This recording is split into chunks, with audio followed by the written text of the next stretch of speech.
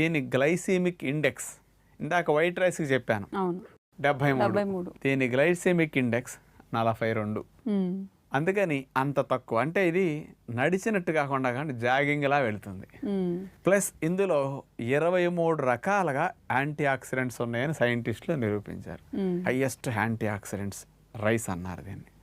ఆ 23 రకాల యాంటీ ఆక్సిడెంట్స్లో అతి ముఖ్యమైన ఒక 3-4 ఎంత ఎక్కువ మోతాదులో ఉన్నాయంటే, 1 గ్రాము బియ్యంలో 190 మైక్రోగ్రామ్స్ క్వర్సటిన్ అనే యాంటీ ఆక్సిడెంట్ ఉంది. అట్లాగే 1 గ్రాము బియ్యంలో 1400 మైక్రోగ్రామ్స్ యాంథోసైనిన్స్ ఉన్నాయి. 1 గ్రాము బియ్యంలో 290 మైక్రోగ్రాముల ఒరిజినల్ యాంటీ ఆక్సిడెంట్స్ ఉన్నాయి. అంటే అంత తక్కువలో అంత ఎక్కువ ఉంటాయి అన్నమాట. ఇవన్నీ కూడా కణజాలం జబ్బుల బారిన పడకుండా రక్షించడానికి లేయర్స్ ఎక్కువ ఉంటాయి ఇందులో. అందుకని స్లోగా డైజెషన్ అవుతాయి. ఈ బ్లాక్ రైస్లో ఉన్న కార్బోహైడ్రేట్స్ 75.5 గ్రామ్స్